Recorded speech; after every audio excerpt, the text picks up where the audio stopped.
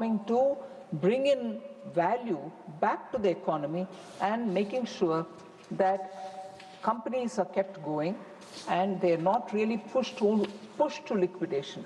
That is one point which I would want to highlight, sir, and which I also will respond to some of the members. IBC was not brought with an intention of liquidating companies.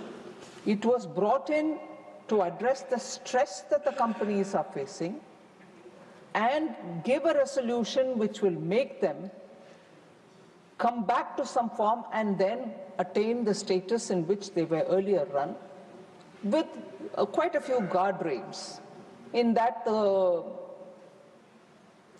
defaulting promoter doesn't come back through the back door. It was ensured that the resolution would be towards keeping the company going and not liquidating. There are eventually some companies where no resolution is possible in spite of repeated trying, so they go for liquidation. But the intent of the law is not to liquidate them, but to give a resolution which will keep them going. So in this current set of amendments, we want to bring in expeditious admission of insolvency applications. So even for admission, if there is time lost, the value of the company is getting lost. Equally, the feeling is IBC is not delivering quickly.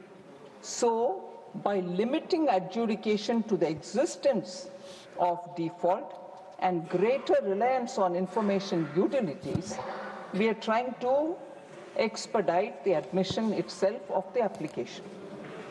Second, statutory timelines for adjudicatory authorities to reduce delays is being made possible now.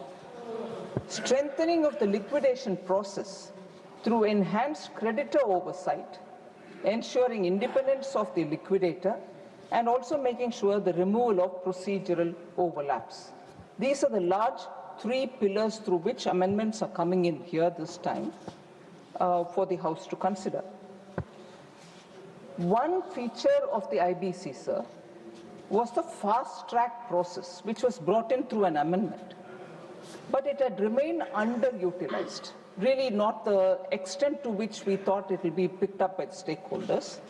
So since it was underutilized, we have now come to replace that fast-track process through a creditor-initiated insolvency framework, and that will feature a few things which are very important.